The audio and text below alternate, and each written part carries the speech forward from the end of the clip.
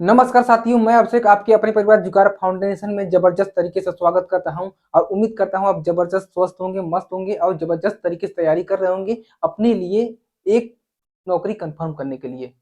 ठीक है? तो आज से हम आपके लिए जबरदस्त जीएस को फोड़ने के लिए एसएससी, जीडी और आरपीएफ को एकदम नस्ते-नाबूद करने के लिए जबरदस्त सेशन लेकर आ चुके हैं। ये आपका 10 एपिसोड आएगा।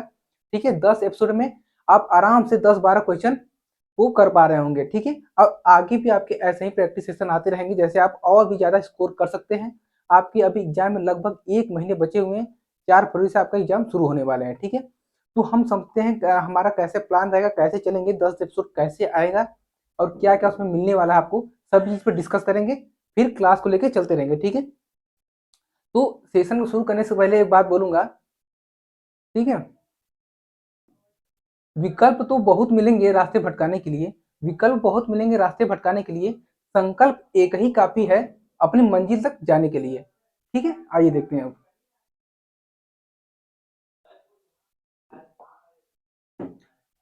एसएससी जीडी में एसएससी एसएससी जीडी में आपके जीएस के टोटल 20 क्वेश्चन आते हैं। एक क्वेश्चन 2 मार्क्स के होते हैं, तो 40 नंबर के हो जाएंगे टोटल मार्क्स के। ठीक है?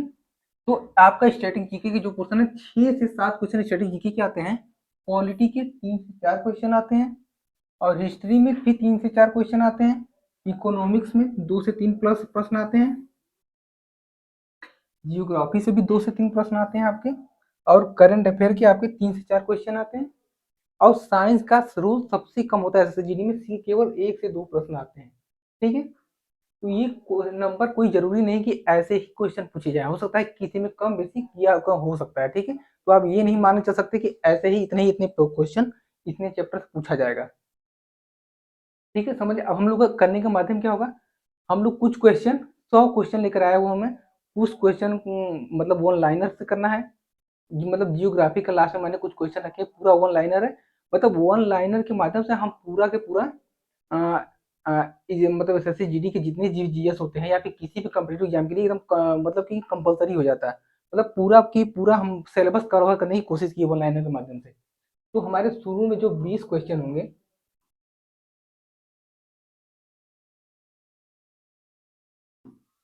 ऑप्शनल होंगे। ठीक है? ऑप्शनल वाले होंगे। फिर 100 क्वेश्चन आपके वन लाइनर होंगे। तो जो 100 क्वेश्चन आज वन लाइनर वाले आने वाले हैं, मैंने जियोग्राफी से रखा हुआ है। ठीक है? ये खत्म हो जाएगा, उसके बाद हिस्ट्री, उसके बाद पॉलिटी, उसके बाद इकोनॉमिक, उसके बाद स्टैटिक, ऐसे ही पूरा पूरा सिलेबस हम कवर करने वाले हैं। ठीक है? तो आपका जबरदस्त तरीके से पहला क्वेश्चन आ चुका है, इसको देखेंगे और जिसको भी आंसर आ रहा होगा वो कमेंट में बॉक्स में आंसर करेगा। तो क्या पहली आर्थिक जनगणना लक्षद्वीप को छोड़कर सभी राज्यों केंद्र शासित प्रदेशों में कहाँ आयोजित हुई थी, कब आयोजित हुई थी? ठीक है? तो हम बात करते हैं आर्थिक जनगणना की।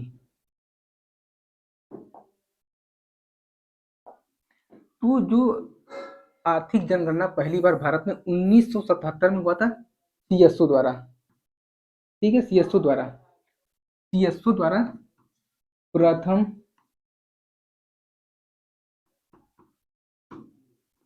आर्थिक जनगणना हुई। जनगणना कराई गई।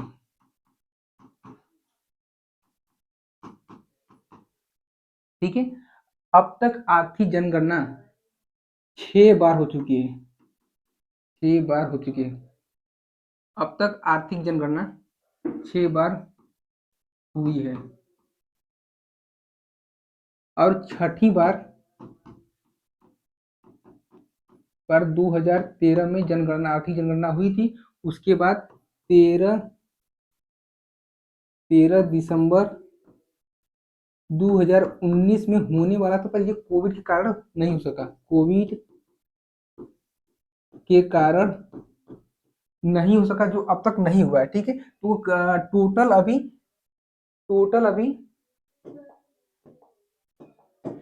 6 बार आर्थिक जनगणना हुआ है।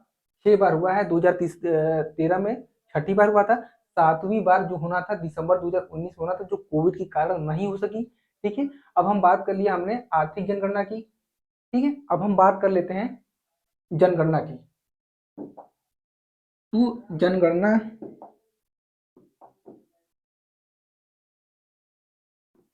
प्रथम बार भारत में जनगणना प्रथम बार भारत में जनगणना 1871 में मेयो द्वारा करवाया गया, मेयो द्वारा कराया गया, जो पूर्णतः असफल रहा, जो पूर्णतः असफल रहा। फिर दूसरी बार पुनः मतलब दूसरी बार जनगणना तो सेकेंड बार हुआ, लेकिन प्रथम सफल जनगणना, प्रथम सफल जनगणना, सेकेंड टाइम, प्रथम सफल जनगणना 1881 में रिपन द्वारा करवाया गया।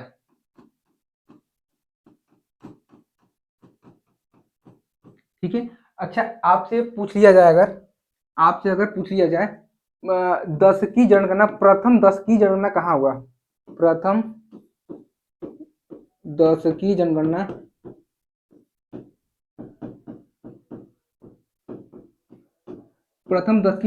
आपका अमेरिका में हुआ। ठीक है।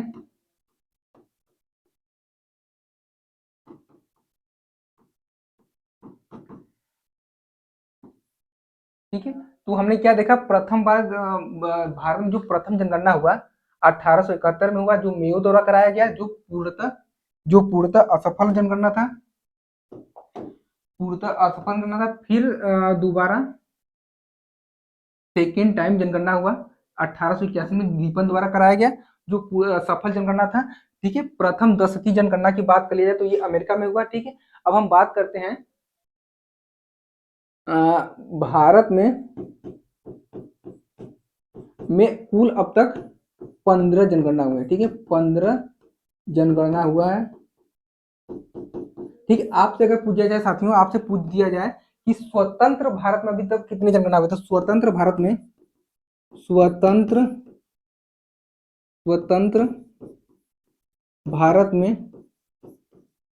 कुल 7 जनगणना हुए, 7 जनगणना हुआ, यानी कि सेंसस। ठीक है। जनगणना को इंग्लिश में सेंसस बोलते हैं।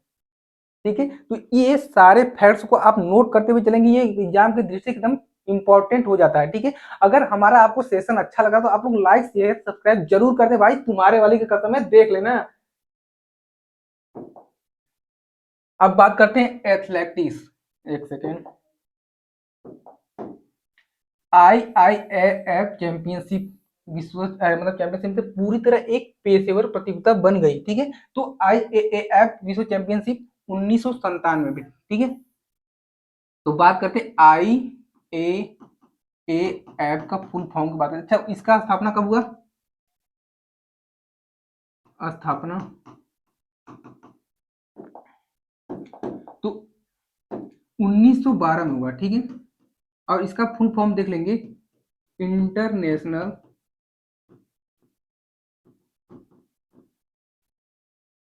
International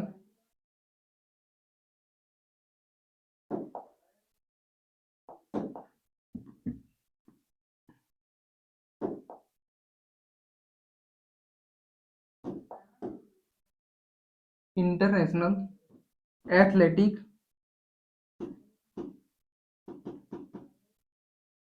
amateur federation.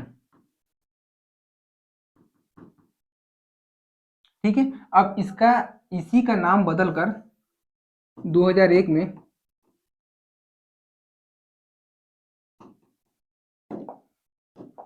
2001 में इंटरनेशनल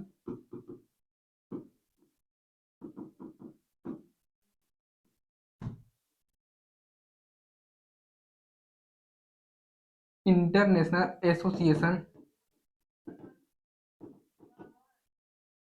ऑफ एथलेटिक फेडरेशन। यहां तक ये रुका नहीं, फिर आपका फिर सन 2019 में 2019 में इसका नाम चेंज करके वर्ल्ड एथलेटिक कर दिया गया। वर्ल्ड एथलेटिक कर दिया गया। ठीक है, इसका हेड क्वार्टर कहाँ पे है? तो जो इसका हेड क्वार्टर है यानी कि मुख्यालय, इसका जो मुख्यालय है मोनाको हो जाएगा। ठीक है, इतने बातों को आप ध्यान रखेंगे, बहुत ही इंपॉर्टेंट हो जाता है क्योंकि ये। आगे देखते हैं।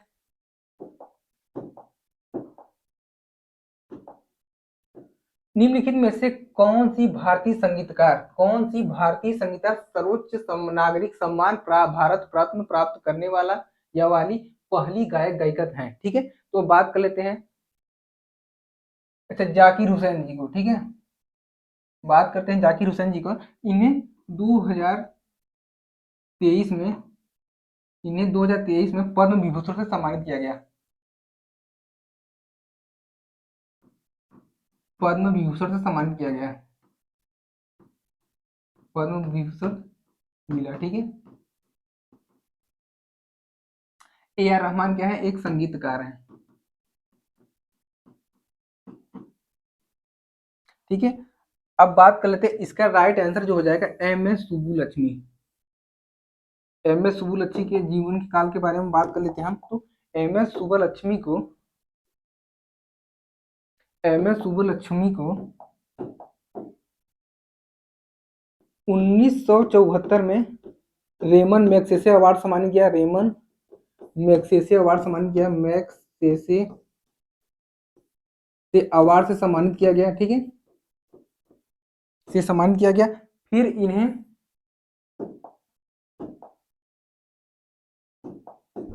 1998 में इन्हें भारत का सर्वोच्च नागरिक सम्मान से सम्मानित किया गया, यानी कि भारत रत्न से सम्मानित किया गया, से सम्मानित किया गया, दिया गया। ठीक है, फिर हम बात कर लेते हैं इनके बारे में, और भी फैक्ट जान लेते हैं। अच्छा, हम बात कर लेते हैं भारत का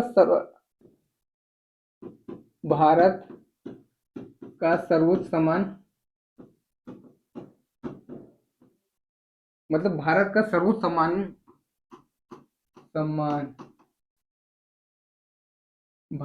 सम्मान आपका हो जाता है भारत रत्न।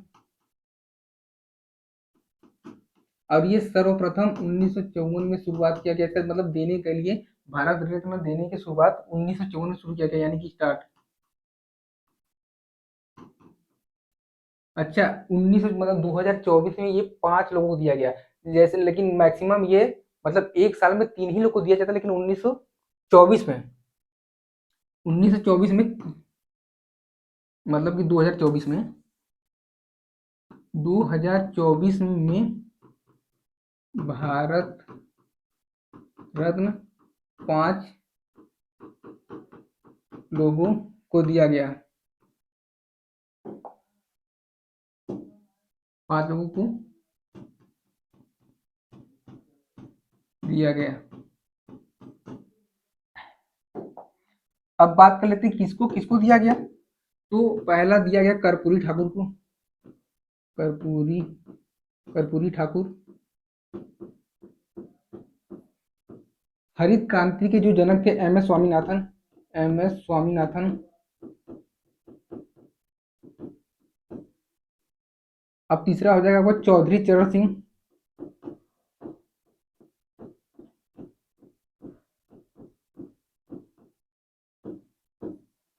आपका चौथा लाल कृष्ण आडवाणी हो जाएगा।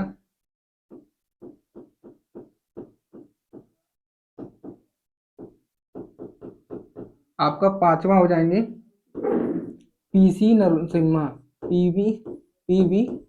नरसिम्हा राव।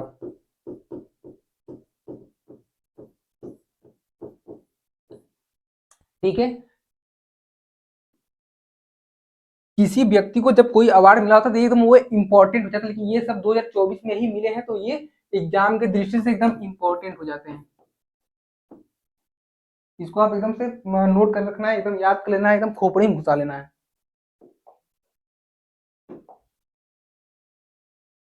अब हम बात करेंगे भारतीय संविधान के भाग 4A के अनुसार, यदि माता पिता या संरक्षक वर्ष तक की आयु वाले अपने यथास्थिति बालक या प्रतिपालक की शिक्षा का अवसर प्रदान करे, तो इसका राइट आंसर हो जाए 6 से 14 वर्ष के लिए, 6 से 14 वर्ष के बच्चों के लिए। तो हम बात करेंगे इसको कैसे लाया गया। सरदार स्वर्ण सिंह समिति, स्वर्ण सिंह समिति के सिफारिश पर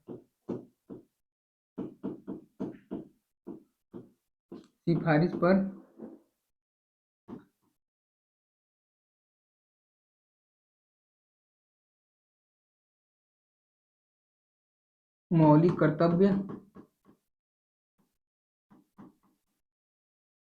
में एक भाग 4 का जोड़ा गया, भाग 4 का जोड़ा गया, ठीक है। भाग 4 का में अनुच्छेद यानी कि आर्टिकल 51 का जोड़ा गया। 42वां संविधान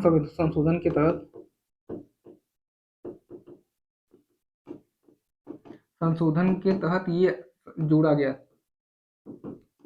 से जोड़ा गया।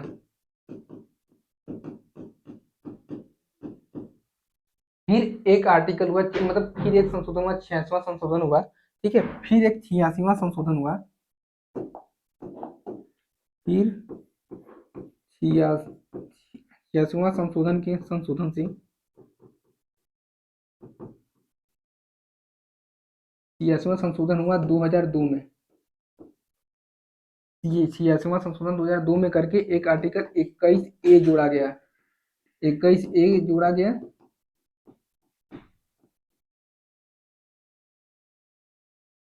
जिसमें 6 से 14 वर्ष के बच्चों के लिए शिक्षा का अधिकार दिया गया, शिक्षा का अधिकार,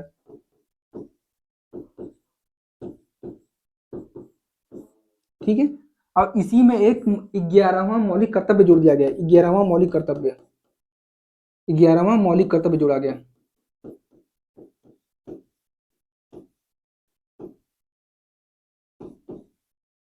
ठीक है। यहाँ तक क्या था, 10 ही मौलिक कर्तव्य था, 10 ही मौलिक कर्तव्य था। यहाँ पे एक और जोड़ दिया, 11वां हो गया, ठीक है। अब आगे देखते हैं। भाई आप लोगों को सेशन अगर समझ में आ रहा है, एकदम जबरदस्त लग रहा हो, तो एक बार लाइक शेयर कर दें और जबरदस्त तरीके से अपने दोस्तों को शेयर कर दीजिएगा, क्योंकि आपको अपने वाली कसम दिया, देख लेना फिर बहुत बुरा हो जाएगा। अब आगे देख लेते हैं। जब मेंडलीफ ने अपना कार्य आरंभ किया उस समय कितने तत्व थे, ठीक है। तो बहुत सिंपल सा क्वेश्चन है आपका, 63 थे, ठीक है, 63 वर्ग थे। इसमें कुछ एक्सप्लेन करने के लिए है नहीं, आगे देखते हैं। अब वारांश हिंदू त्योहार दिवाली के समान है, जो निम्नलिखित में से किस जनजाति द्वारा मनाया जाता है, ठीक है। तो जो वर्ली है, इसके बाद बात कर लेते पहले। वर्ली जनजाति जो कहाँ निवास करती है, महाराष्ट्र में, महाराष्ट्र में, महाराष्ट्र और गुजरात में। और ये कहाँ करती है, ये भी करती है, कहाँ करती है, महाराष्ट्र और गोवा में, महाराष्ट्र और गोवा में। और मुंडा जाति का निवास झारखंड में। अब गोंड की बात कर लेंगे तो आपका ये हो जाएगा आंध्र प्रदेश और तेलंगाना में, आंध्र प्रदेश और तेलंगाना में। अब भील की बात कर लेंगे तो आपका ये हो जाएगा एमपी प्लस राजस्थान, ठीक है। अब संथाल की बात कर लेंगे, संथाल की बात कर लेंगे तो आपका ये हो जाएगा, आपका हो जाएगा झारखंड, झारखंड हो जाएगा। और आपका क्या हो जाएगा, छत्तीसगढ़ हो जाएगा। अगर ज्यादातर तो यही होगा, अगर ऑप्शन में झारखंड ना हो तो छत्तीसगढ़ ही लगाना होगा, ठीक है, दूसरा कोई ऑप्शन नहीं लगाना है। ठीक है, अगर भाई आप लोग को जबरदस्त सेशन लग रहा है, मजा आ रहा हो, तो एक बार कमेंट जरूर कर दीजिएगा मजा आ रहा है, ठीक है। तो हम लोग जो कवर कर रहे हैं सिलेबस, ये मतलब पूरे सिलेबस से क्वेश्चन मैं कवर कराता हुआ चला हूँ, ठीक है। फिर वन लाइनर के माध्यम से पूरा के पूरा सिलेबस ही कवर कर रहे हैं। रोज 100 क्वेश्चन आएंगे वन लाइनर के, और 10 दिन में ही पूरा कवर कर लेंगे हम लोग, ठीक है।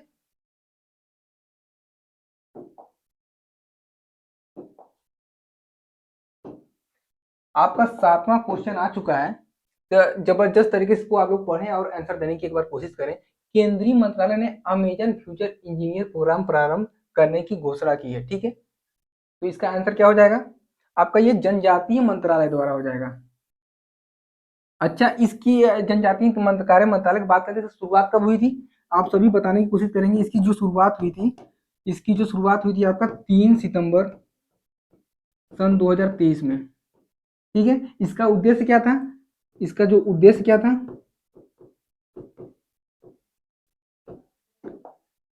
इसका आपका उद्देश्य क्या था, जनजातीय शैक्षिक विकास, ठीक है, जनजातीय शैक्षिक विकास।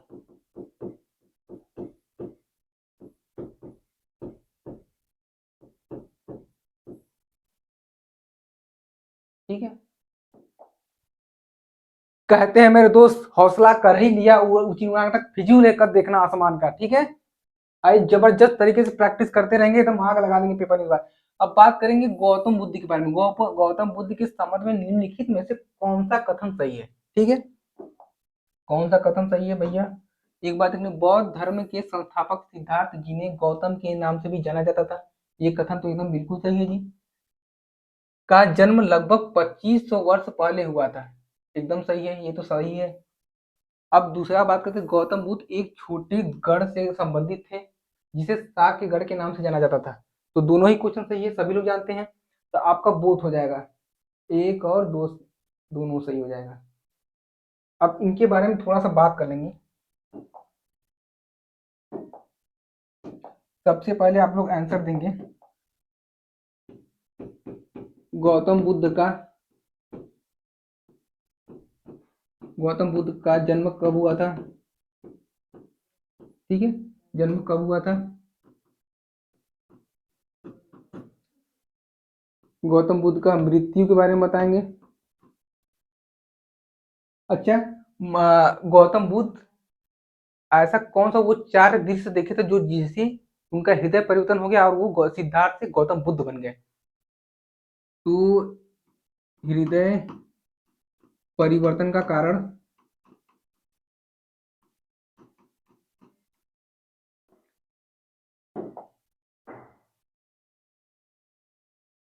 तो आइए देखते हैं। गौतम बुद्ध का जन्म 583 BC में हुआ था, ठीक है, 583 BC में हुआ था। मृत्यु कब हुआ था, 483 BC में, 83 BC में।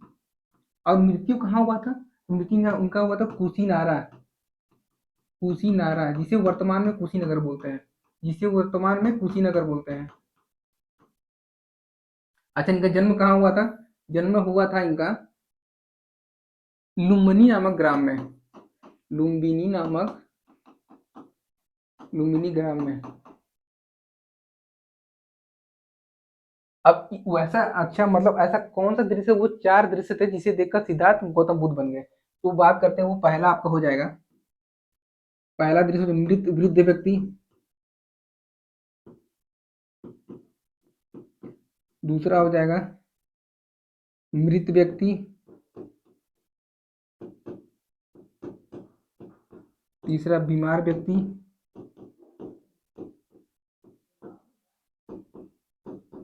चौथा साधु।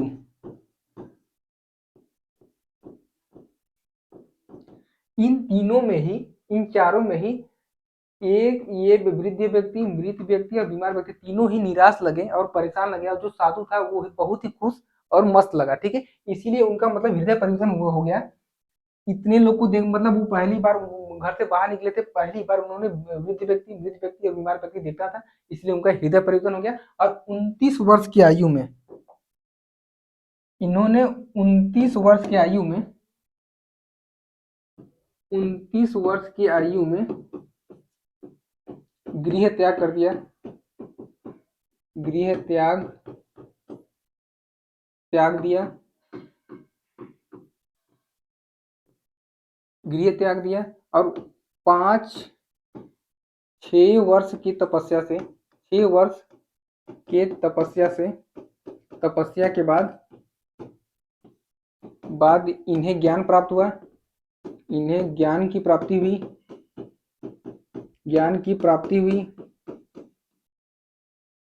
ठीक है। अब इन्होंने अपना पहला उपदेश कहाँ दिया? जगह कम है, यहाँ लिख लेते हैं। इन्होंने कलर चेंज कर लेते हैं।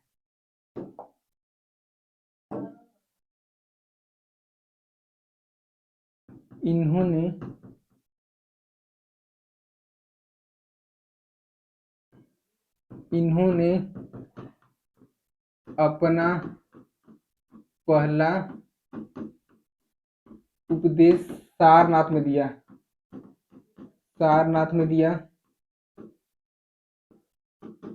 दिया जो यूपी में स्थित है। अच्छा, मतलब इन्हें पहला उपदेश दिया जो इसे क्या कहा है? धर्म चक्र परिवर्तन कहा गया। धर्म चक्र परिवर्तन कहा गया।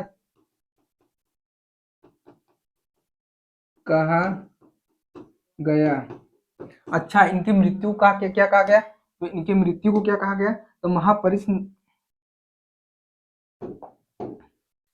महानिष्क्रमण कहा गया।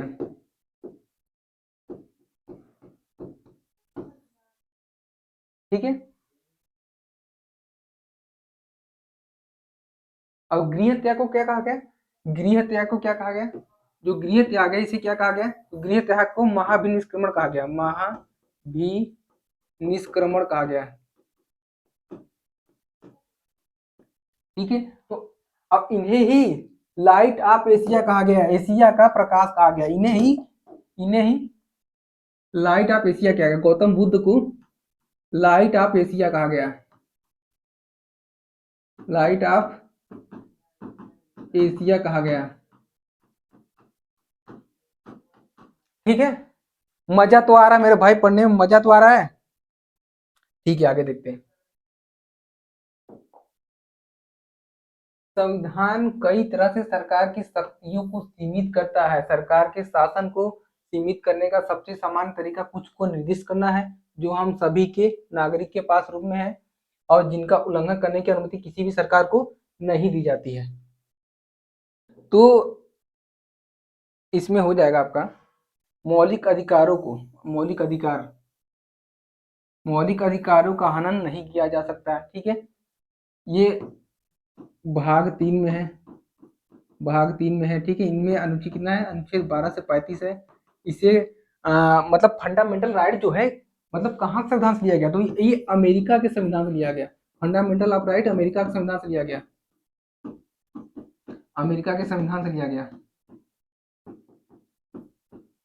ठीक है। अमेरिका के संविधान से लिया गया। अच्छा, ये देखिए, एक आर्टिकल हुआ, आर्टिकल 13 हुआ। इसमें लिखा गया कि संसद द्वारा ऐसा कोई भी कानून नहीं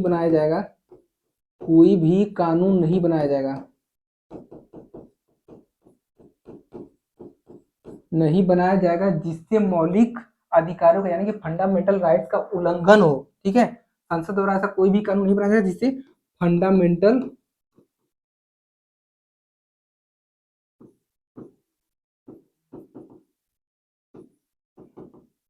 राइट्स का उल्लंघन हो। भाई मजा आ रहा हो तो सेशन को शेयर कर देना। ठीक है। अब बात करते हैं गांधी इरविन समझौता। गांधी इरविन समझौते पर किस वर्ष हस्ताक्षर हुआ? ठीक है।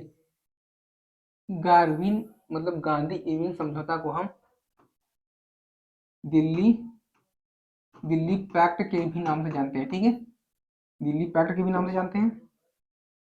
अब हम बात करेंगे गांधी इरविन समझौता 5 मार्च 1931 को हुआ।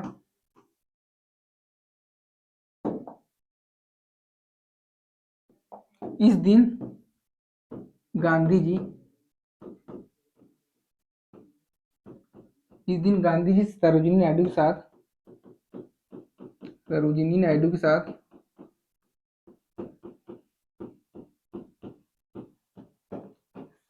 राजपूताना जहाज से लंदन गए। राजपूताना जहाज से लंदन गए। जहाज से लंदन गए। लंदन क्यों गए थे भैया? तो ये सेकेंड गोलमेज सम्मेलन में उपस्थित होने गए। गोलमेज सम्मेलन में हिस्सा लेने गए।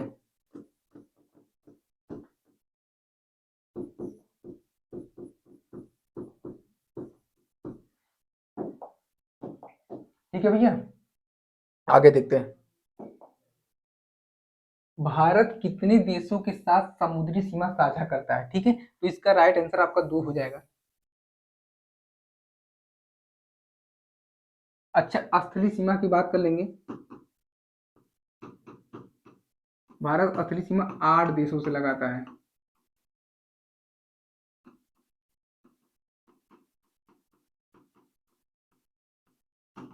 अच्छा, एक इसका ट्रिक हो जाता है याद करने का, बचपन में एमबीए, ठीक है,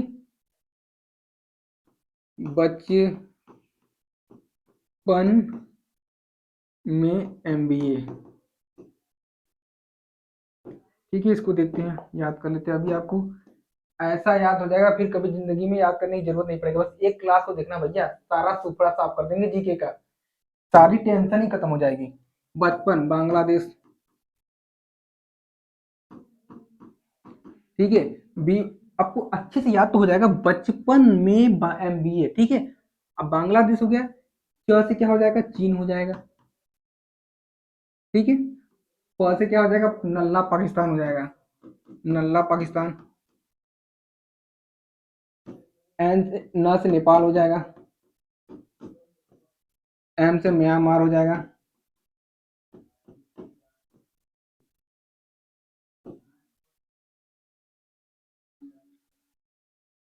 एक दो तीन चार पाँच छः सात, ठीक है। आपका बी से क्या हो जाएगा? भूटान हो जाएगा, और ए से अफगानिस्तान हो जाएगा। ये आपके लिए छोड़ा भैया, ये क्या होगा बता देना,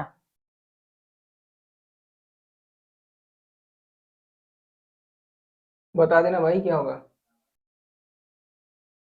देख लेना, तब तो मैं पानी पी लेता हूँ।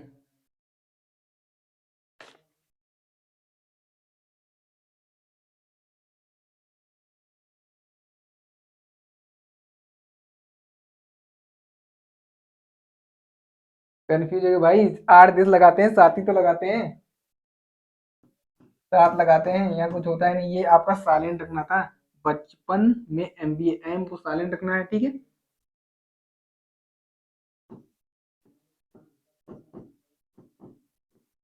आपका हो गया 1 2 3 4 5 6 7 हो गए, ठीक है। अब आगे देखते हैं।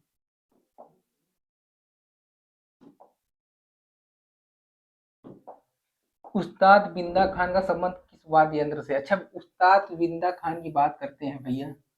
उस्ताद बिंदा खान, उस्ताद बिंदा खान को यानी कि उस्ताद बिंदा खान को पाकिस्तान के राष्ट्रपति द्वारा 1985 में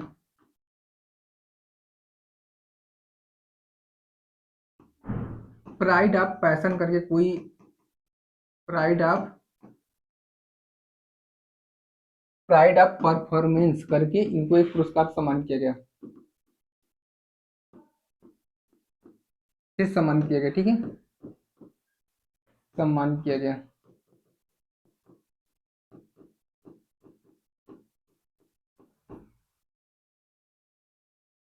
इसका राइट आंसर आपका हो जाएगा सारंगी। ये क्या करते थे, सारंगी से संबंधित है। बांसुरी कौन बजाता था, बांसुरी से क्यों संबंधित है, हरि प्रसाद चौरसिया, हरि प्रसाद चौरसिया। अब बात करें तबला, तबला वाला तो जाकिर हुसैन, जाकिर हुसैन। भैया ये ऐसे क्वेश्चन है किसी किसी एग्जाम में हर बार टपक जाते हैं और दिमाग से उतर जाते हैं, तो आप लोग एकदम ध्यान में लगा के चलेंगे भाई। अब बात करेंगे टेलीफोन सेवाओं, स्टॉक ब्रोकर, स्वास्थ्य क्लबों, ब्यूटी पार्लर, ड्राई क्लीनिंग आदि सेवाओं पर लगने वाला एक सेवा कर है ने कब पेश किया, ठीक है। तो बात करें 1994 95 हो जाएगा, ठीक है, 1994। इस समय तत्कालीन प्रधान, अरे मतलब कि वित्त मंत्री बने हमारे पूर्व प्रधानमंत्री जो है डॉक्टर मनमोहन सिंह, ठीक है। तत्कालीन तत्कालीन प्रधानमंत्री हुए, वित्त मंत्री हुए भैया, वित्त मंत्री मनमोहन सिंह। इन्होंने ही ये अवधारणा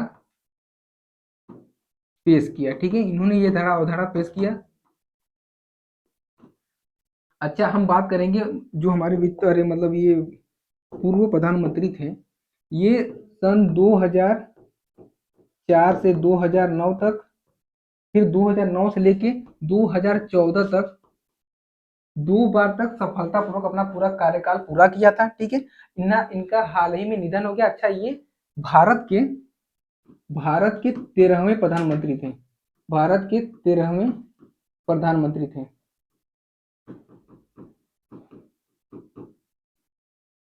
ठीक है। अब आगे चलते हैं। भाई मजा आ रहा हो तो एक बार सेशन को शेयर जरूर करना, फिर से एक बार कह रहा हूं, कसम दिया है देख लेना फिर। भारतीय खिलाड़ी अनाका, अनाका अलंका, अलंका मुनी किस खेल से संबंधित है, ठीक है, किस खेल से संबंधित है, तो बात कर लेते हैं इनका। हर एक क्वेश्चन का भाई पोस्टमार्टम कर देंगे पूरा, एकदम दिमाग में छप जाएंगे सीधे सीधे।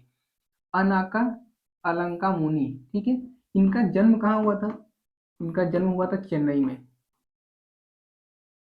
इनका जन्म चेन्नई में हुआ था, जो वर्तमान में अब यूएसए में शिफ्ट हो चुकी हैं।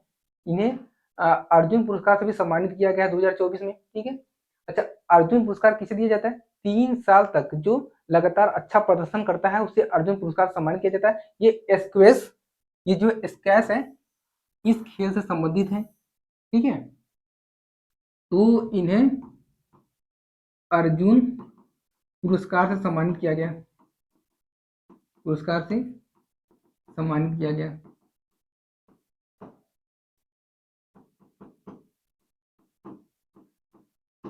अच्छा अर्जुन पुरस्कार, एक बात आप लोग और जान लीजिए, अर्जुन पुरस्कार जो होता है केवल खिलाड़ी को ही दिया जाता है, ठीक है।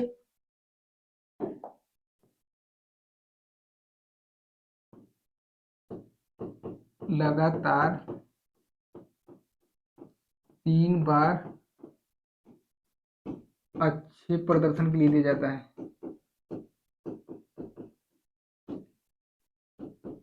के लिए दिया जाता है। ये बातें मैं इसलिए लिख रहा हूँ कि आपको भूले ना कभी। आप जब दोबारा भी एक बार देख रहे होंगे वीडियो को, आप लोग दोबारा देखना ही पड़ेगा, ऐसे आपको लिखना कम पड़ेगा, सीधा दिमाग में छप जाएगा, ठीक है।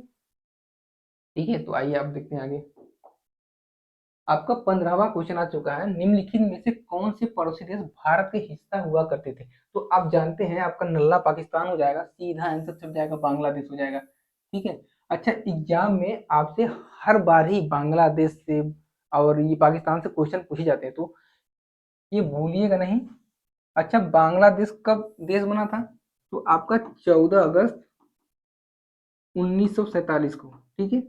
और अब बांग्लादेश की बात कर लेंगे, आपका 1971 में, ठीक है। पहले ये बांग्लादेश पाकिस्तानी का हिस्सा हुआ करता था, ठीक है, तो जिसे पूर्वी पाकिस्तान बोलते थे, क्योंकि पाकिस्तान पश्चिम में है और जो बांग्लादेश है पूर्वी में है, पूरा वो उधर है, ये इधर है, ठीक है।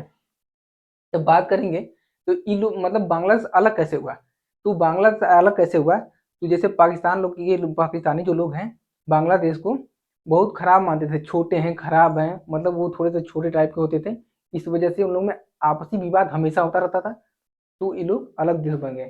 किसकी सहायता से अलग देश बने, तो भारत की सहायता से। अच्छा, बात करते हैं बांग्लादेश की। बांग्लादेश भारत से सबसे लंबा सीमा लगाता है, भारत से सबसे लंबा स्थलीय सीमा लगाता है, स्थलीय सीमा लगाता है। तो कितने किलोमीटर, 4096 किलोमीटर, ठीक है। आगे देखते हैं, हर्षवर्धन का राजवंश कितने विशिष्ट प्रकार के प्रदेशों से विभाजित है, तो जो हर्षवर्धन का जो है आपका राजवंश दो भागों में, दो प्रकार से, विशिष्ट प्रकार से उत्पन्न था, मतलब कि पहला वो स्वयं शासन करता था, जहां स्वयं शासन करता था, करता ही था स्वयं शासन, और दूसरा हो जाएगा सामंतों द्वारा शासन, सामंतों द्वारा शासन। अच्छा, बात करते हैं मतलब ये सामंतों होता क्या है, तो जैसे भारत की एक ही राष्ट्रपति होते हैं, पूरे देश पर शासन करते हैं, ठीक है, तो वो अपने राष्ट्रपति को मान लीजिए, उसको हर्षवर्धन जो है उसको राष्ट्रपति मान लीजिए, और राष्ट्रपति क्या करता है, हर एक राज्य में, स्टेट में अपने गवर्नर भेजता है, यानी कि राज्यपाल नियुक्त करता है, तो सामंतों का आप गवर्नर मान लीजिए, ठीक है।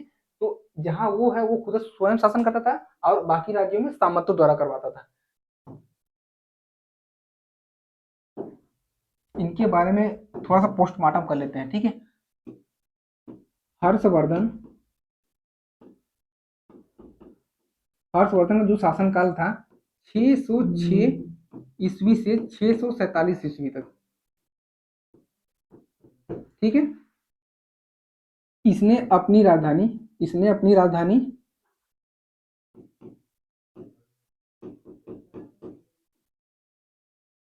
इसने अपनी राजधानी थानेश्वर से स्थानांतरित करके कन्नौज कर ली, थानेश्वर से कन्नौज।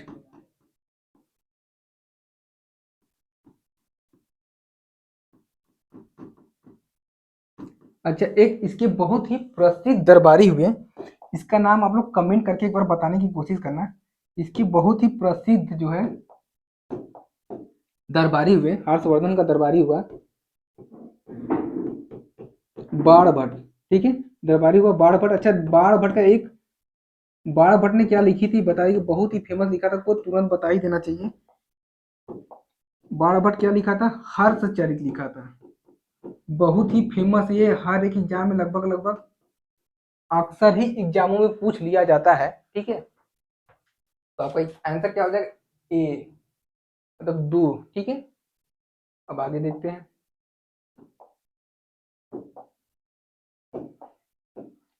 किसी देश का सकल घरेलू उत्पाद अर्थव्यवस्था विभिन्न क्षेत्रों अर्थात से प्राप्त होता है, ठीक है, तो कैसे प्राप्त होता है, वाणिज्यिक और व्यापारिक क्षेत्रों से, कृषि क्षेत्रों और औद्योगिक क्षेत्र सेवा से, ग्रामीण और शहरी क्षेत्रों से, केवल कृषि क्षेत्र और औद्योगिक क्षेत्र से। तो आपका राइट आंसर क्या हो जाएगा, आप लोग एक बार कमेंट करके बताइएगा।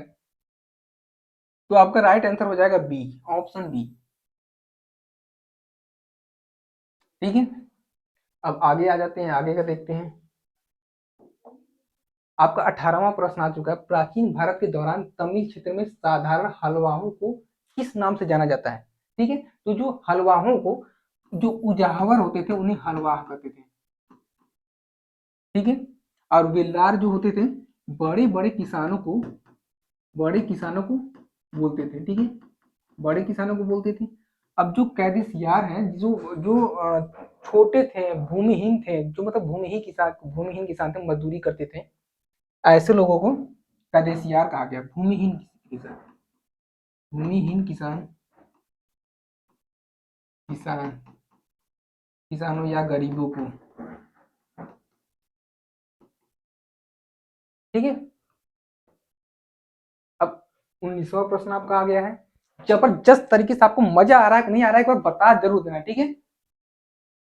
भारतीय संविधान के किस अनुच्छेद के तहत स्वतंत्रता के अधिकार में कोई भी पेशा, व्यवसाय, व्यापार या वाणिज्य करने का अधिकार शामिल नहीं है, ठीक है। जल्दी से आप कमेंट कर बताइए सर, राइट आंसर हो जाएगा अनुच्छेद 19 से 22।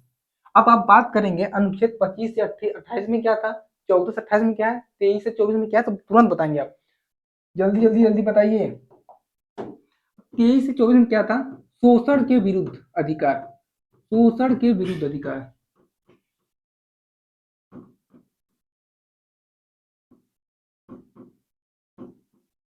शोषण के विरुद्ध अधिकार, समता का अधिकार,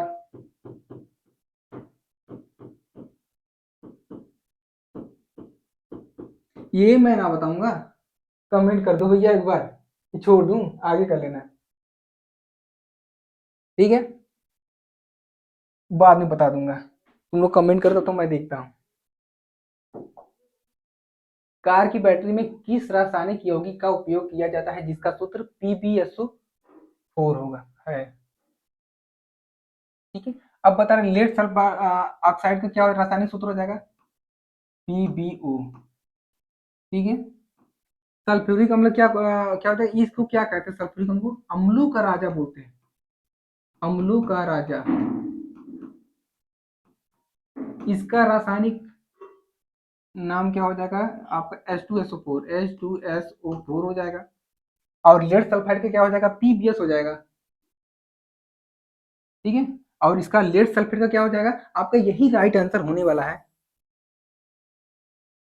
यानी कि PbSO4, PbSO4। घबराना नहीं है मेरे दोस्तों, अभी 20 क्वेश्चन वन लाइनर, मतलब 100 क्वेश्चन वन लाइनर आने वाले जो बहुत ही जबरदस्त होने वाले हैं। घबराना बिल्कुल नहीं है, कहते हैं हौसला कर ही लिया ऊंची उड़ाने का तो फिजूल लेकर देखना आसमान का, ठीक है। आगे आते हैं।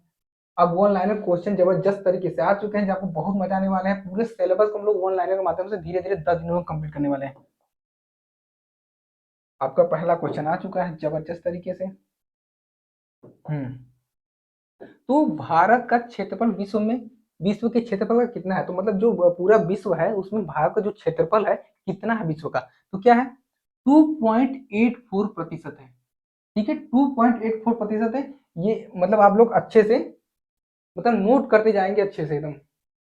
क्षेत्रफल की दृष्टि से भारत का क्रमशः कौन सा स्थान है, तो जो क्षेत्रफल की दृष्टि से भारत का स्थान है वो 7वां हो जाएगा। तो अब देख लेंगे पहला किसका है, दूसरा किसका है, सब क्रमशः समझ लेंगे, ठीक है।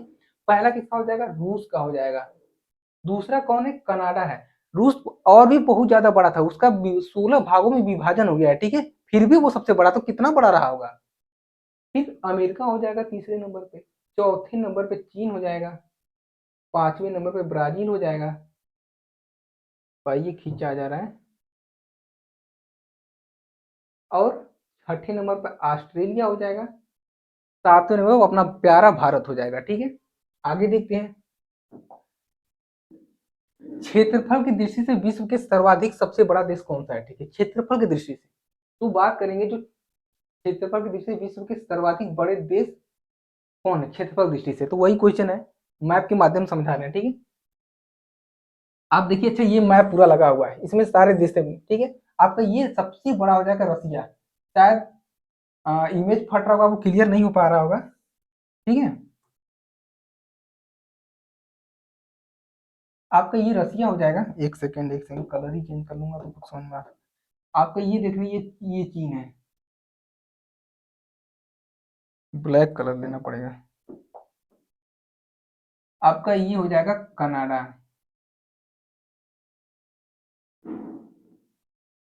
आपका ये ब्राजील हो जाएगा।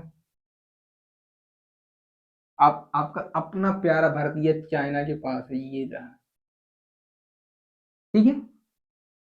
तो ऐसे ही जबरदस्त तरीके से हमें मतलब जियोग्राफी पढ़ना है तो मैप के माध्यम से ही पढ़ना चाहिए, क्योंकि तभी मजा आता है, अच्छे से एकदम समझ में आ जाता है। अब आगे देखते हैं।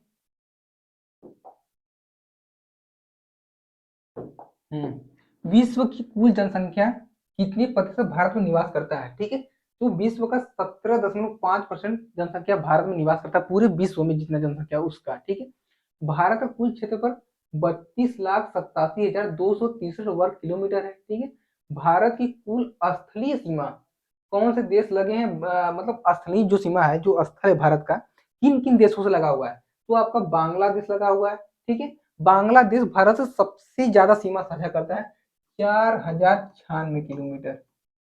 ठीक है, फिर चीन है, पाकिस्तान है, नेपाल है, म्यांमार है, भूटान है, अफगानिस्तान है। ठीक है, भारत की जल सीमा से किन देशों से मिलती है, मतलब कि भारत की जो जलीय सीमा है किन किन देशों से लगती है, तो मालदीव से लगती है, श्रीलंका से लगती है, बांग्लादेश से, म्यांमार व पाकिस्तान से भी लगती है। अब आगे देखते हैं, भारत की स्थल सीमा पर पड़ोसी देश, मतलब जो भारत की स्थलीय सीमा पड़ोसी देशों से लगी है, उनकी कुल मतलब कि किसकी सबसे ज्यादा लगी, किसी कम लगी, किलोमीटर में अच्छे से हम लोग समझेंगे। तो सबसे मतलब कि इसकी एक ट्रिक भी है, 55 में MBA। ठीक है, 55 MBA। ब से बांग्लादेश जो सबसे ज्यादा सीमा साझा करता है, 4096 किलोमीटर। ठीक है, अब जो चीन है आपका, चीन 3917 किलोमीटर, सेकेंड नंबर पर सबसे हाईएस्ट है। जो पाकिस्तान है, 3310 kilometre, Nepal 1752 kilometre, Myanmar 1458 kilometre. ठीक है, जो भूटान है आपका 587 किलोमीटर, और अफगानिस्तान 80 किलोमीटर, सबसे कम सीमा साझा करता है अफगानिस्तान। ठीक है, आप देख रहे होंगे, ये रहा आपका पाकिस्तान। ठीक है, पाकिस्तान ये लगाया सीमा, आपका ये रहा चीन, नेपाल, ये भूटान। ठीक है, आपका ये बांग्लादेश। ठीक है, ऐसे करके अब आगे समझते हैं। ऐसे ही जबरदस्त तरीके से हम लोग क्लास को करते रहेंगे, कंटिन्यू रखेंगे। कर्क रेखा किन राज्यों से होकर गुजरती है, ठीक है, तो कर्क रेखा जो है हमारे राजस्थान से, गुजरात से, मध्य प्रदेश से, छत्तीसगढ़ से, झारखंड, पश्चिम बंगाल, त्रिपुरा और मिजोरम से होकर गुजरती है। अब इसको हम लोग मैप के माध्यम से भी समझेंगे अच्छे से। ठीक है, कहाँ कहाँ से गुजरती है। भारत की कुल मतलब की मुख्य भूमि की दक्षिणी सीमा कितने अक्षांश है, तो 8 डिग्री 4 मिनट। ठीक है, भारत का मानक समय कहाँ से लिया गया, तो जो भारत का मानक समय इलाहाबाद के नैनिक नामक एक जगह, वहां से लिया गया। अच्छा, बात करते हैं IST का फुल फॉर्म क्या होता है, IST, तो इंडियन इंडियन स्टैंडर्ड टाइम।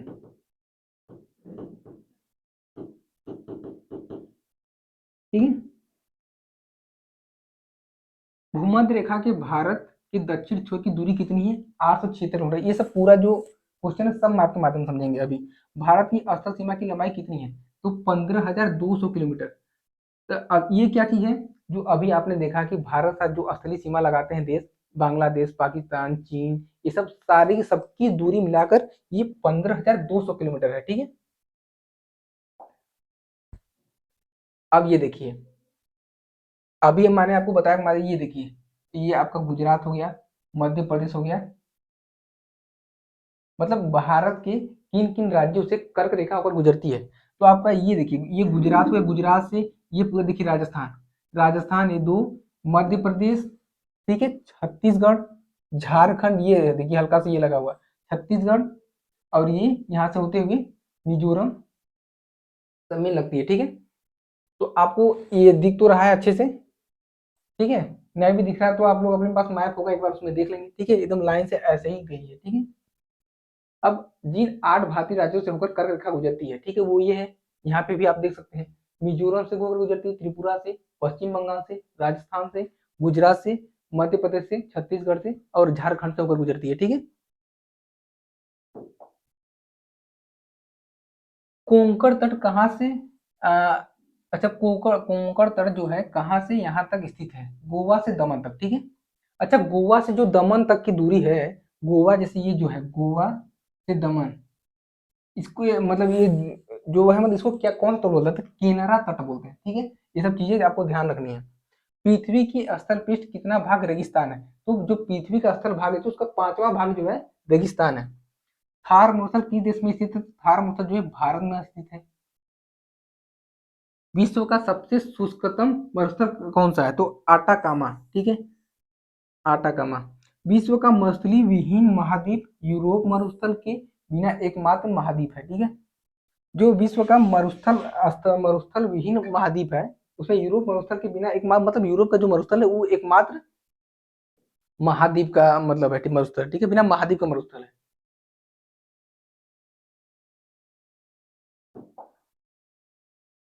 भूगोल के लिए जियोग्राफी का शब्द का प्रयोग सर्वप्रथम किसने किया? तो हिरेस्टोथनीज ने किया, ठीक है, हिरेस्टोथनीज ने किया। मेट्रोलॉजिया नामक पुस्तक की रचना किसने लिखी? तो अरस्तु ने की, ठीक है।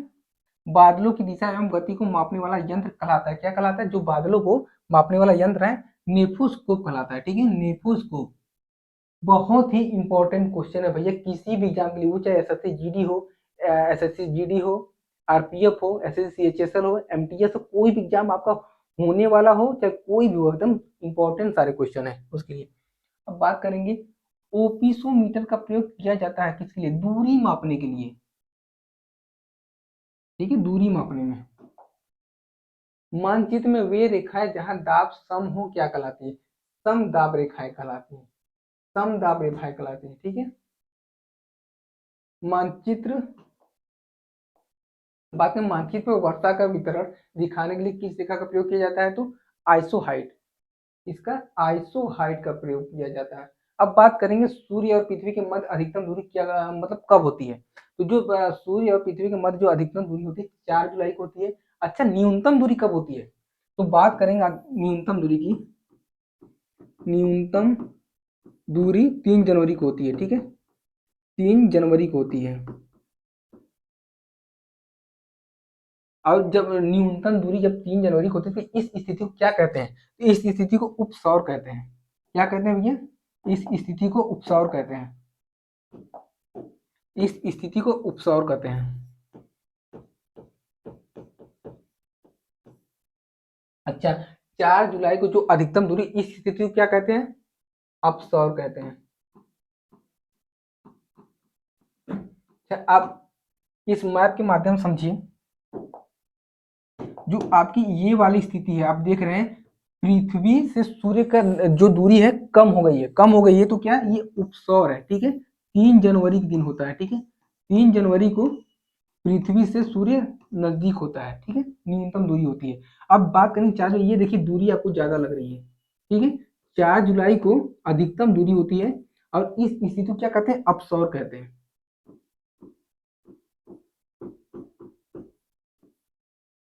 ठीक है।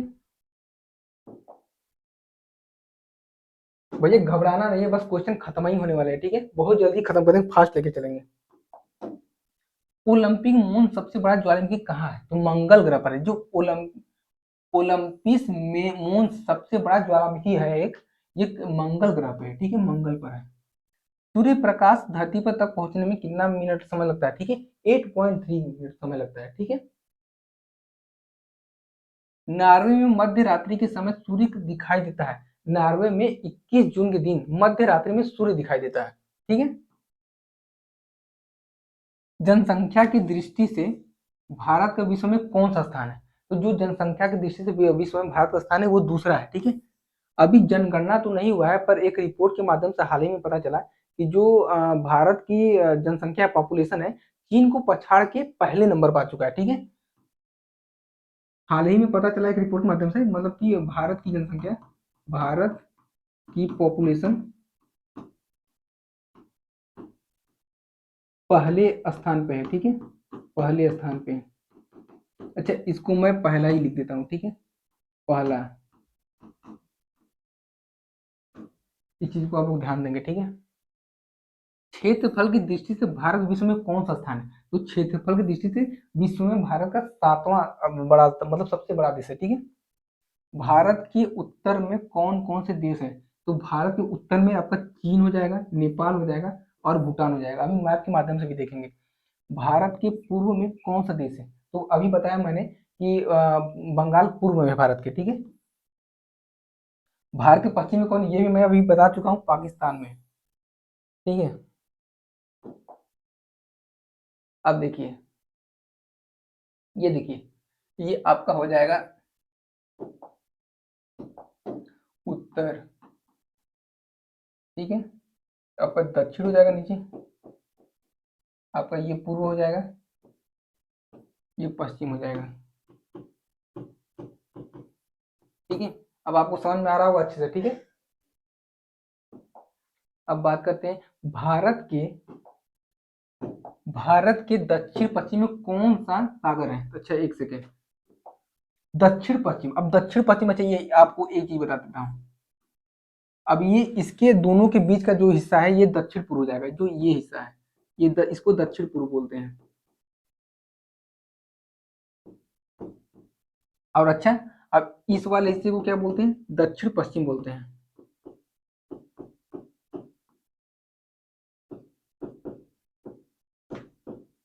अब क्वेश्चन क्या पूछा था उसको एक बार देख लेते हैं। क्वेश्चन क्या पूछा था आपका, भारत के पश्चिम में कौन सा, नहीं नहीं ये तो,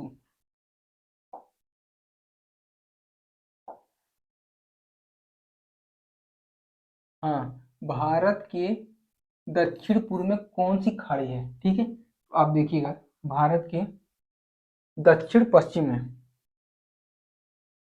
दक्षिण पूर्व में बोला है ना, एक सेकंड देख ही लेते हैं। दक्षिण पूर्व, भारत के दक्षिण में, अरे दक्षिण पूर्व में कौन सी खाड़ी है। ठीक है, जो भारत के दक्षिण पूर्व में कौन सी खाड़ी है, देखिए बंगाल, बंगाल की खाड़ी है। ठीक है, दक्षिण पूर्व, देखिए दक्षिण पूर्व में कौन सी खाड़ी है, बंगाल की तो खाड़ी है।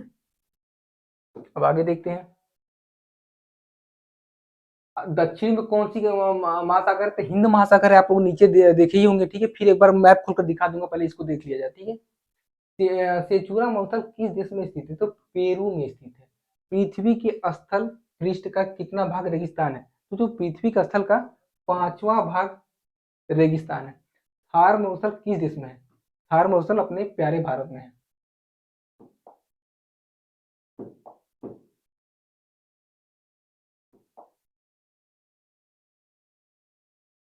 हम्म, देखिए आपका ये दक्षिण में इंडियन ओशियन है। ठीक है, ठीक है, अब आपको क्लियर होगा।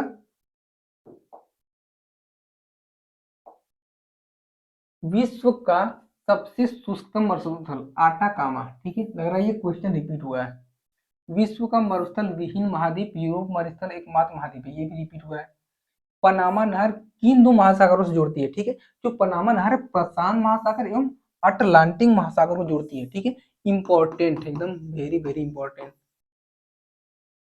पनामा नहर व्यापारिक दृष्टि से सुएज नहर की अपेक्षा कम महत्वपूर्ण है, क्योंकि घने आबाद देशों का व्यापार पनामा नहर के द्वारा नहीं होता। ठीक है, पनामा नहर के उत्तरी सिरे पर कौन सा मतलब पत्तन स्थित, तो कोलोन है। ठीक है, कोलोन, क्या है भैया, कोलोन। पनामा नहर के दक्षिण सिरे पर स्थित पतन पनामा। ठीक है, विश्व की सबसे बड़ी जहाज रानी नहर कहा, किसे मतलब किसे कहते हैं, जहाज नारी मतलब जहाज रानी नहर किसे कहते हैं, तो सुएज नहर को। सुएज नहर जोड़ती है भूमध्य सागर को लाल सागर से। जो भूमध्य सागर है मतलब सुएज नहर नहर द्वारा लाल सागर से जुड़ती है। ठीक है, शिव समुद्रम किस नदी द्वारा बनाया गया है, कावेरी नदी द्वारा। ठीक है, कावेरी नदी द्वारा प्रसिद्ध। अरे भारत की प्रादेशिक जल सीमा समुद्र तट से कितने समुद्री मील दूर तक है, तो 12 समुद्री मील तक दूर है। ठीक है, 12 समुद्री मील तक दूर है। भारत का सबसे बड़ा जिला कच्छ। ठीक है, भारत का सबसे बड़ा जिला कच्छ है, जो कहाँ मतलब किस स्टेट में है, गुजरात में है। गुजरात में है, जो 45,652 किलोमीटर में फैली हुई है। ठीक है, ये जो मतलब कच्छ डिस्ट्रिक्ट है, पूरे भारत का सबसे लार्जेस्ट डिस्ट्रिक्ट है। ठीक है, भारत में राज्यों व केंद्र शासित प्रदेशों की संख्या कितनी, 28 राज्य है, 28 केंद्र शासित प्रदेश है। अच्छा मैं आपको एक चीज बता दूं, अच्छा तो मैं आपको एक जबरदस्त बात बता दूं, एक आपको आप लोगों के लिए 10 मिनट शो लेके आ रहा हूँ, जिसमें बहुत ही इंपॉर्टेंट टॉपिक लेकर आऊंगा। मतलब कि एक ही बार में लंबे लंबे क्वेश्चन हम लोग कर लेंगे। अब ये देखिए, जैसे 28 राज्य और 8 केंद्र शासित प्रदेश, 8 केंद्र शासित प्रदेश, शायद मैंने 28 कह दिया, तो उसको आप लोग मैनेज कर लेंगे। तो ट्रिक के माध्यम से याद करवाया जाएगा, उसमें कोई भी चीज ट्रिक, अच्छा उसमें कोई एक्सप्लेनेशन नहीं होगा, सिर्फ 10 मिनट का शो रहेगा, तो लंबे लंबे ज्यादा ज्यादा क्वेश्चन करेंगे और ट्रिक के माध्यम से। ठीक है, मजा आ जाएगा आप लोगों को। सुएज नहर का निर्माण कब प्रारंभ हुआ, ठीक है, सुएज नहर मिस्र में स्थित है। हाँ, सुएज नहर मिस्र में ही स्थित है, जिसे इजिप्ट बोलते हैं, मिस्र को ही इजिप्ट बोलते हैं। यह भूमध्य सागर को लाल समुद्र से जोड़ता है, मतलब लाल सागर से जोड़ता है, ठीक है। इसका निर्माण स्वेज नहर कंपनी ने 1859 से 1869 के बीच किया था, ठीक है। ये भी आपका मतलब स्वेज नहर का निर्माण कब हुआ, ठीक है, इंपॉर्टेंट हो जाता है, इसको भी आप लोग ध्यान में रखेंगे, ठीक है। जितने भी इंपॉर्टेंट मतलब मैं कह रहा हूँ समझिए, आप लिख दीजिए उसको कॉपी में, पेपर में छपने वाले प्रश्न है। संसार की सबसे बड़ी पोतवाहक नहर है स्वेज नहर, ठीक है।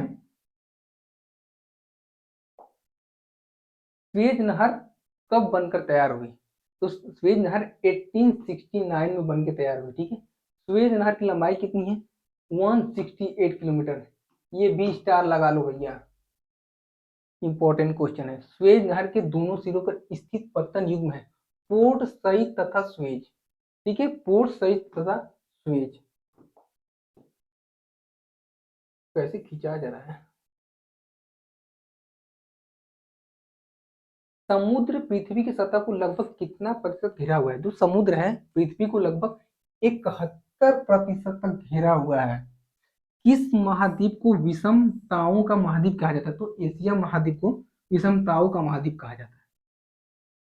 ओजोन छिद्र का निर्माण सर्वाधिक कहाँ है, ठीक है, सर्वाधिक कहाँ है, तो अंटार्कटिका महाद्वीप के ऊपर है।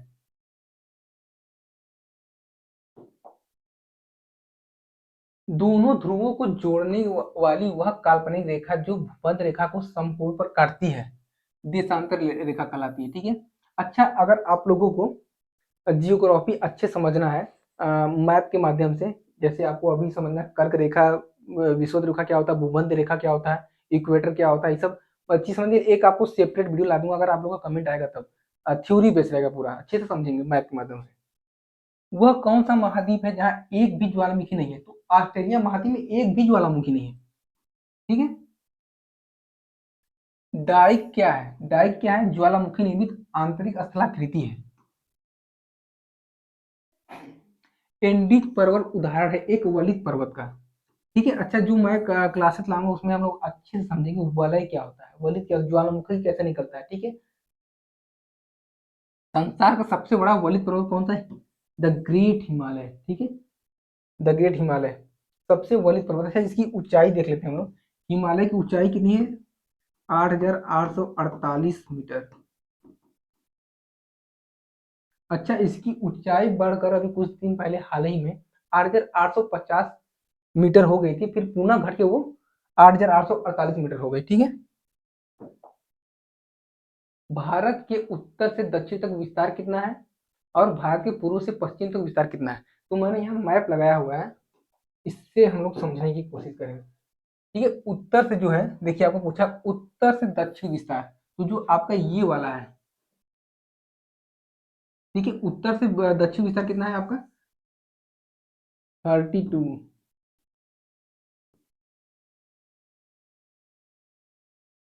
शायद अब आपको वो दिख रहा होगा, देखिए 3274 किलोमीटर।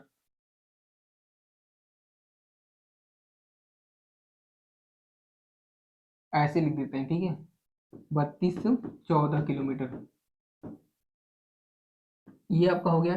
आप देखेंगे पूर्व से पश्चिम, ठीक है, पूर्व से पश्चिम जो विस्तार है वो कितना है, 2933 किलोमीटर, 2933 किलोमीटर, ठीक है। अब आगे आ जाते हैं। पश्चिम घाट पर पाई जाने वाली वनस्पति का प्रकार कैसा है, तो कैसा है, सदाहरित है, सदा ये हरा भरा रहता है, ठीक है। कौन सा राज्य शहतूत रेशम उत्पादित करता है, कर्नाटक। कर्नाटक जो ऐसा राज्य है जहाँ शहतूत रेशम का उत्पादन ज्यादा होता है। लीसा प्राप्त होती है चीड़ के वृक्ष से, ये देखिए आपका चीड़ का वृक्ष है, और ये लीसा है, ये जो फल लगे हुए हैं इसको लीसा बोलते हैं। भारत में चंदन की लकड़ी के लिए प्रसिद्ध राज्य कौन सा है, कर्नाटक। पुष्पा तो देखा ही होगा, अभी दिमाग से उतरा भी नहीं होगा, ये चंदन की लकड़ी है। तेंदु पत्ते का मुख्य उत्पादक राज्य कौन सा है, मध्य प्रदेश। अच्छा, मध्य प्रदेश का सीएम कौन हो जाता है, मध्य प्रदेश का सीएम कौन हो जाता है, मोहन यादव।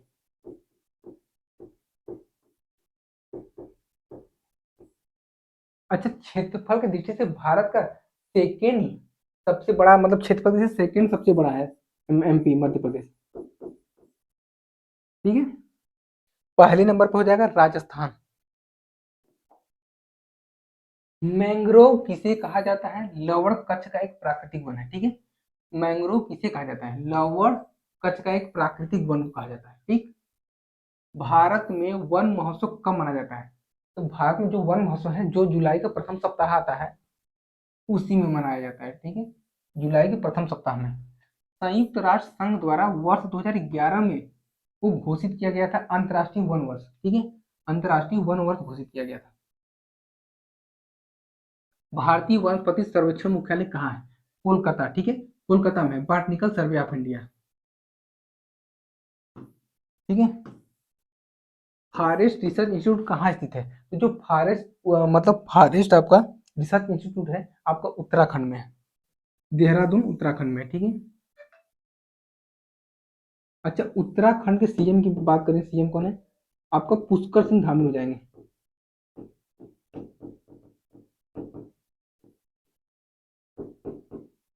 अच्छा, जो आपका उत्तराखंड राज्य है, ये कब अस्तित्व में आया? ये पहले उत्तर प्रदेश का ही भाग था, ठीक है। सन 2001 में भारत से अलग कर 13 जिलों को, मतलब 13 पहाड़ी जिलों को काटकर बनाया गया, ठीक है।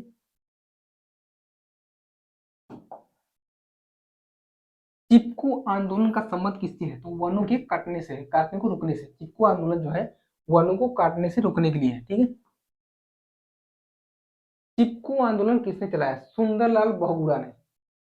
चिपकू आंदोलन जो है, चिपकू आंदोलन सुंदरलाल बहुगुणा ने, ठीक है। राष्ट्रीय पर्यावरण शोध संस्थान कहाँ है? नागपुर, महाराष्ट्र में। Indian institute of forest management की स्थापना कब हुई और कब हुई, ठीक है। ये गलती से पेन ही चल जा रहा भाई। 1981 में, 1981 में, 1981 में हुआ। और ये कहाँ था? भोपाल में था, ठीक है। भारत के चंदन की लकड़ी के वन सबसे अधिक कहाँ पाए जाते हैं? तो नीलगिरी की पहाड़ियों में पाए जाते हैं, ठीक है। नीलगिरी की पहाड़ियों में पाए जाते हैं। और ये नीलगिरी की पहाड़ी कहाँ स्थित है, ये आप लोग बताएंगे कमेंट बॉक्स में। साइलेंट वैली के चर्चित होने का कारण है जैव विविधता एवं सदाबहार वन का संरक्षण। जो साइलेंट वैली है, इसका मतलब चर्चित में रहने का कारण जैव विविधता और सदाबहार वन का संरक्षण के लिए। फूलों की घाटी कहा जाता है? फूलों की घाटी आपके उत्तराखंड को कहा जाता है, ठीक है। शांत घाटी कहाँ होती थी? केरल में, ठीक है। तीन पहाड़ियों पर उष्ण कटिबंधीय सदाबहार वन पाए जाते हैं, तो ये भी नीलगिरी के पहाड़ियों पर, आपका नीलगिरी के पहाड़ियों पर। पक्षी विहार एवं वन्य जीव अभ्यारण्य अपने प्राकृतिक परिवेश में वन्य जीवन के लिए कानूनी तौर पर आरक्षित क्षेत्र है, बायोस्फीयर रिजर्व, बायोस्फीयर रिजर्व, ठीक है। वह राज्य सुल्तानपुर पक्षी विहार स्थित है। कहाँ स्थित है? हरियाणा में स्थित है भैया, हरियाणा में स्थित है। मजा तो आ रहा है भैया? एक बार कमेंट कर देना, मजा तो आ रहा है ना। दुधवा राष्ट्रीय उद्यान कहाँ स्थित है? उत्तर प्रदेश में है भैया। एकदम मोस्ट मोस्ट इंपॉर्टेंट, हर साल एग्जाम में पूछे भी जाते हैं, हमेशा पूछे जाते हैं, हमेशा इंपॉर्टेंट एकदम। एकदम सिंपल सा क्वेश्चन। दुधवा राष्ट्रीय उद्यान कहाँ स्थित है? उत्तर प्रदेश में, अपने प्यारा उत्तर प्रदेश में, ठीक है। कौन सा अभ्यारण्य जंगली हाथियों के लिए प्रसिद्ध है? पेरियार, ठीक है, पेरियार। सरिस्का पक्षी विहार कहाँ अवस्थित है? राजस्थान में। विश्व एकमात्र पलावी राष्ट्रीय पार्क कहाँ स्थित है? मणिपुर में। अच्छा, मणिपुर का जो शास्त्रीय क्लासिकल डांस हो जाएगा, शास्त्रीय नृत्य कौन सा है? मणिपुरी ही हो जाएगा, ठीक है। मणिपुरी ही, ठीक है, क्लासिकल डांस हो जाएगा। काजीरंगा किस लिए जाना जाता है? तो गैंडों के लिए जाना जाता है। जो काजीरंगा उद्यान है, राष्ट्रीय उद्यान है, गैंडा के लिए जाना जाता है। दाची गांव वन्य जीव अभयारण्य किस राज्य में स्थित है? जम्मू कश्मीर में, ठीक है। नल सरोवर पक्षी अभयारण्य किस राज्य में है? गुजरात में। पेरियार गेम अभयारण्य जंगली हाथियों के लिए, मतलब जो पेरियार अभयारण्य है, ये जंगली हाथियों के संरक्षण के लिए जाना जाता है। काजीरंगा राष्ट्रीय उद्यान कहाँ स्थित है? आपके असम में। अच्छा, असम का जो क्लासिकल डांस हो जाएगा सत्रिया हो जाएगा, ठीक है। वहाँ की और भी प्रमुख नृत्य बिहू हो गया, ठीक है। भारत में सबसे लंबी सिंचाई नहर इंदिरा गांधी नहर, ये भी आपका इंपॉर्टेंट हो जाता है भैया। भारत में सबसे लंबी सिंचाई नहर कौन सा? इंदिरा नहर, ठीक है। सारण सिंचाई नहर निकलती है गंडक से। जो सारण सारण आपका सिंचाई नहर है वो कहाँ निकलती है? गंडक नदी से निकलती है। त्रिवेणी नहर भी कहाँ से निकलती है? गंडक से निकलती है। आपका राजस्थान नहर का नया नाम जो मतलब क्या बदला गया तो इंदिरा गांधी नहर कर दिया गया है। भारत की सिंचाई क्षमता 47.78% पूरा होता है लघु एवं बृहद परियोजनाओं से, ठीक है, लघु एवं बृहद परियोजनाओं से। उत्तर प्रदेश की सबसे लंबी नहर कौन सी? शारदा नहर। ये भी मोस्ट मोस्ट इंपॉर्टेंट हो जाती है। जैसे आपका यूपी पुलिस का भी एग्जाम हो गया है, फिर आने वाले हैं, वो भी स्टूडेंट बिल्कुल दे सकते हैं। आपका ये क्वेश्चन उनके लिए बहुत इंपॉर्टेंट हो जाता है, ठीक है। देश की सबसे लंबी नहर कौन सी है? इंदिरा नहर। कुल क्षेत्रफल की प्रतिशत की दृष्टि से सर्वाधिक सिंचित राज्य है, ठीक है, तो आपका ये पंजाब हो जाएगा। तो आपका क्वेश्चन यहीं पर हो गए समाप्त, ठीक है। मिलते हैं ऐसे ही जबरदस्त प्रैक्टिस सेशन लेके अगले सेशन में। तब के लिए नमस्कार। और हमारा सेशन अच्छा लगता हो तो लाइक सब्सक्राइब शेयर करना ना भूलें। तब तक के लिए नमस्कार। फिर से एक बार बोल देता हूँ, आपको अपना कसम दिया है अपने वाली का, शेयर जरूर कर देना।